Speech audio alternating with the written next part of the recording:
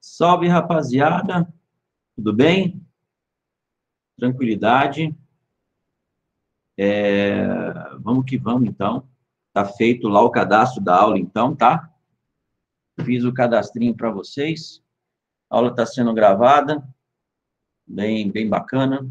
Depois eu disponibilizo ela para vocês e eu já coloquei lá no Classroom a aula 72, tá? Nós vamos tentar entender um pouquinho hoje como é que se mede a desigualdade social, tá bom? Então, legal. E no segundo momento, vamos ao que interessa, tá? Então, pegue sua apostila número 8. Apostila 8, nós estaremos trabalhando lá na página número 464, aula 72, como medir a pobreza. E se quiser abrir também o seu livro-texto, ele é o número 4, lá no tópico 3, da página de número 77. Tudo bem, pessoal? Tranquilo? Então, a nossa aula hoje vai ser uma continuação, né, daquelas aulas número 70 e 71, onde você acompanhou comigo, então, o ODS número 1, o ODS sobre as questões que envolvem a pobreza. E você viu comigo que a pobreza nada mais é do que uma condição social e econômica depreciativa, onde o cidadão, né, o indivíduo, o ser humano que, incluído nessa situação, ele tem sérias dificuldades de ter acesso à saúde, educação, à própria segurança, à alimentação. E vimos que no mundo algumas regiões apresentam essa questão da pobreza e principalmente da fome bem latente. Estamos falando sobre a África subsaariana e o sul e sudeste asiático. Nós vimos isso. Depois você viu comigo, na verdade, o que seria a chamada segurança alimentar prevista pela ONU, que busca garantir, né, as condições mínimas de acesso às condições sociais e econômicas de qualquer cidadão nesse planeta. Isso foi a aula número 70 e 71. Na verdade, a partir de agora, o que nós vamos ver é como é que nós podemos estar medindo através de um indicador essa questão que envolve a pobreza. E existem vários indicadores, hoje nós vamos focar no IPM, que é o Índice de Pobreza Multidimensional, e vamos falar um pouquinho também do Índice de Gini. Porém, antes de nós iniciarmos, vale a pena nós tentarmos aí fazer uma análise do que seria, mais uma vez, essa pobreza para facilitar a sua vida. Então, vou te mostrar um vídeo, e aí, quando eu voltar, eu volto explicando essa questão da pobreza aí, tá bom? Então, vamos ao vídeo aí, sobre essa questão aí que envolve os debates da ONU sobre essas questões de pobreza, tá bom? Objetivo 1, 034. Vamos com essa explicaçãozinha aqui, ó, o que seria o erradicar a fome, tá? Vou pôr de novo para vocês.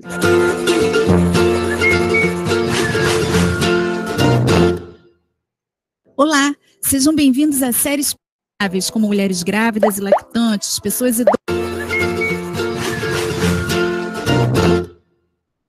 Olá, sejam bem-vindos à série especial do IBGE Explica sobre os Objetivos de Desenvolvimento Sustentável.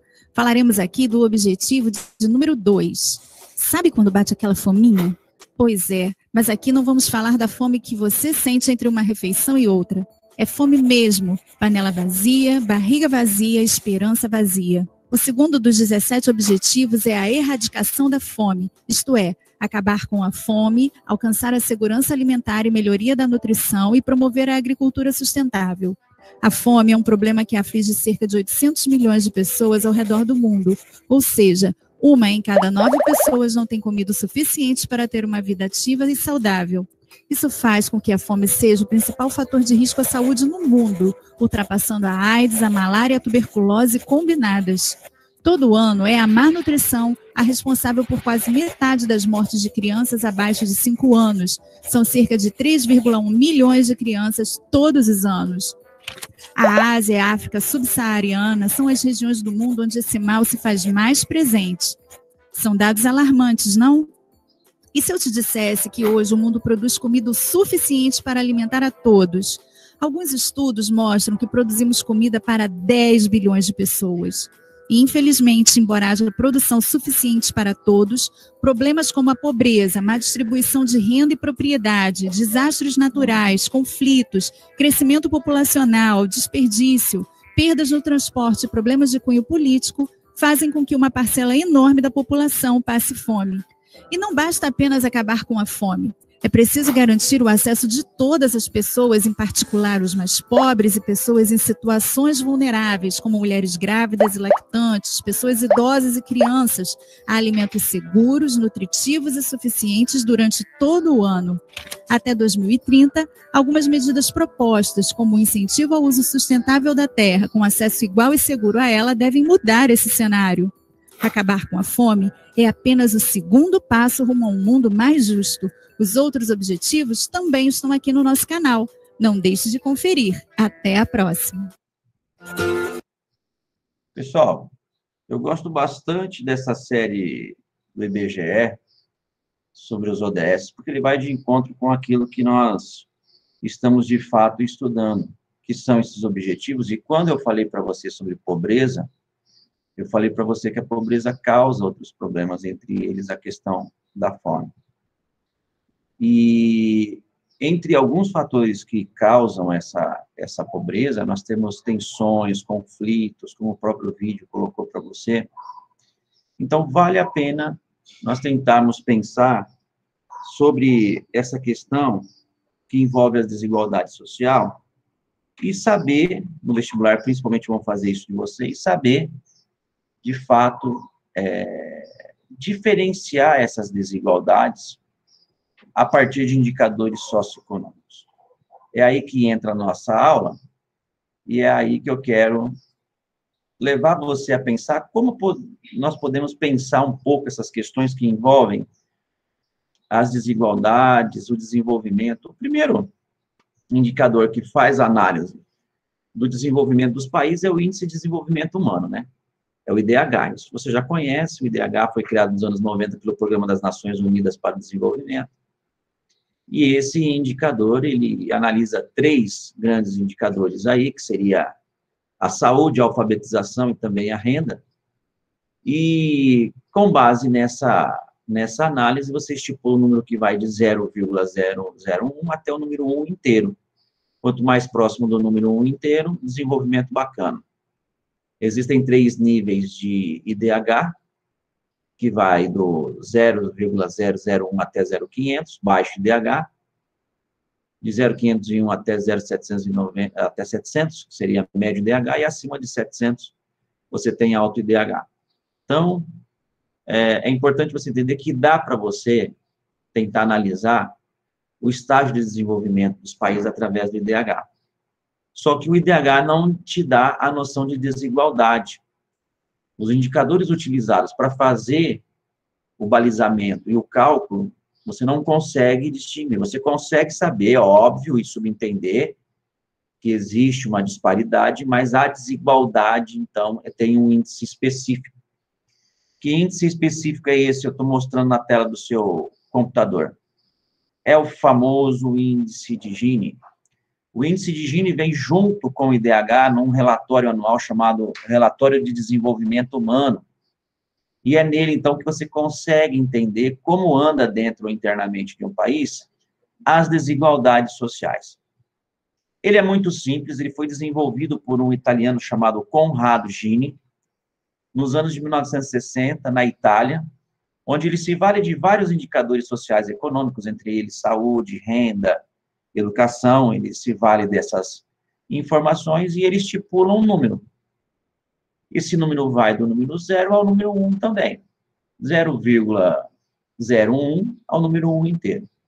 Só que, proporcionalmente em ordem crescente, como acontece no IDH, em que quanto mais próximo do número 1 inteiro é legal, no índice de Gini é ao contrário. Quanto mais próximo do número 1 inteiro, não está legal. Para ter baixa desigualdade, tem que estar próximo de zero. Brasil, nos anos de 1980 era 0,60. Hoje é 0,45. Está melhorando. Japão, 0,7. Suécia, 0,8. Entendeu? Então, quanto mais próximo de zero, menor a desigualdade social. Entre outros cálculos que o índice de Gini faz, ele consegue calcular a diferença entre os 10% mais ricos e 10% mais pobres, e aqui no Brasil, isso chega a casa de 47 vezes. No Japão, isso não passa da casa de 4 vezes.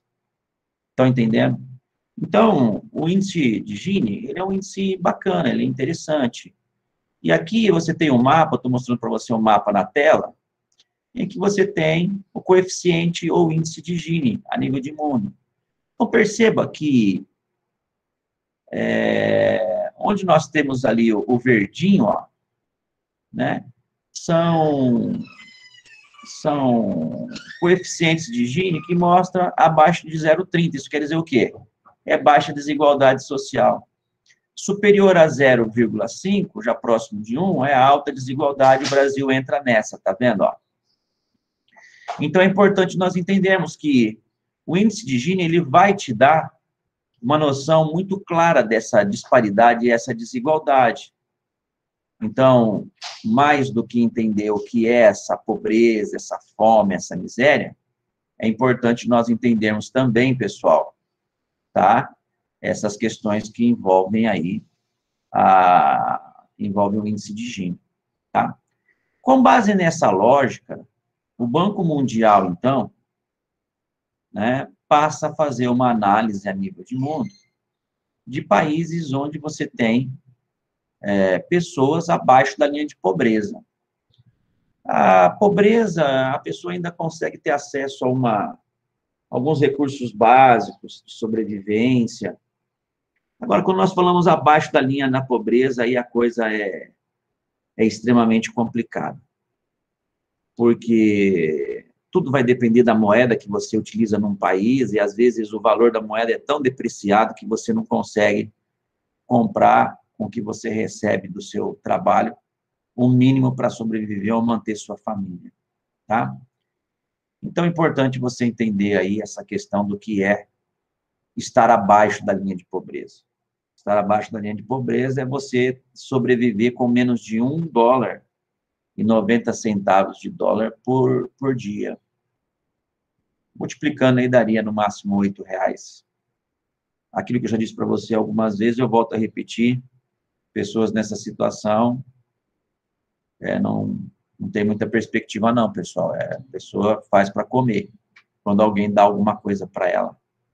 Não tem onde morar, não tem higiene pessoal, escova-dente, não tem família, a família já desarticulou, se tem filho, já virou menor abandonado, percebe? É complicado. Então, o material, ele vai focar agora um pouquinho sobre como é calculado a paridade de poder de compra. Então, quando você faz o levantamento de uma sociedade e vai tentar entender, né, o que a pessoa consegue fazer com o que ela recebe, ela acaba fazendo uma análise, né, do valor dessa moeda, o que uma pessoa consegue comprar a partir desses recursos, tá? Agora, quando a gente fala em IDH, ou até mesmo o índice de Gini, o coeficiente, você, de fato, aí vai praticamente fazer uma análise em cima do PIB, né, a renda per capita, uma espécie de renda per capita por paridade de poder de compra. Onde existem números absurdos, né, estratosféricos. Veja que o primeiro lugar desse PIB per capita a nível de mundo está nas mãos de Luxemburgo. Nós estamos falando de uma pessoa no ano que tem acesso a $100 mil. Em reais, isso daria 500 mil ao ano. R$500 mil ao ano. né? Então, por base desses valores, você consegue entender o que é pobreza, né, amigo? Então, é bem interessante aí, tá?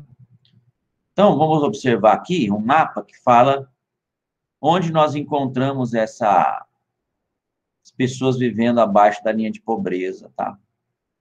Praticamente nessas regiões onde eu estou mostrando para você. Participação da economia do país, da população que possui poder de paridade de compra inferior a 1,90. Olha, nós estamos falando de um conjunto significativo de países, pessoal, vou dar um zoom aqui, significativo de países, onde mais de 50% da população estão nessa situação de menos de 1,90 por dia. Assustador, né, amigo? Assustador. Imagina você não ter o que comer, não ter onde vestir, morar, é essa situação que essas pessoas vivem. E o Brasil não está muito longe disso não, amigão. O Brasil aí, ó, entre 24% a 10% de sua população, ó. Perdão, 9% a 2%. Né? Então, interessante nós entendemos isso. Dando continuidade aos nossos estudos sobre indicadores, nós vamos falar um pouquinho sobre o IPM, que é o Índice de Pobreza Multidimensional, onde a ONU, né, ela não se vale mesmo só da paridade de poder de compra, mas em cima de outros indicadores, você consegue avaliar quem são as pessoas que podem estar sujeitas a essa questão que envolve a pobreza. Nós chamamos isso de IPM, tá bom? Ela usa praticamente os mesmos indicadores do IDH, tudo bem? E ele vai indicar o número médio de pessoas pobres e o tipo de privação que essas famílias estão sujeitas, tá bom? Então, são 3 dimensões. Seria a renda, educação e a saúde. Na saúde, vamos ampliar aqui. Na saúde, pessoal, mortalidade infantil e nutrição. Na educação, crianças matriculadas e escolaridade. E o padrão de vida, né, que está ligado à renda, quem tem bens, quem tem rua pavimentada, eletricidade, água, banheiro, gás de cozinha, entende? E aí você, com base nesses 3 indicadores, você levanta o IPM, o Índice de Pobreza Multidimensional, tá? Bem interessante a gente entender isso. E aí, com base nesses indicadores, a gente tem alguns números aí. Que números são esses? Segundo a ONU, 2 bilhões de pessoas não têm acesso a saneamento básico. Olha que número interessante, hein? 800 milhões passam fome crônica. Entendeu? A educação persiste, onde priva as pessoas de certas liberdades, e os números também são assustadores, na casa de quase 1 bilhão de pessoas analfabetas. Entende? Então, os índices de pobreza multidimensional podem te dar algumas noções importantes para você entender a desigualdade social. Tudo bem, pessoal? Tranquilo?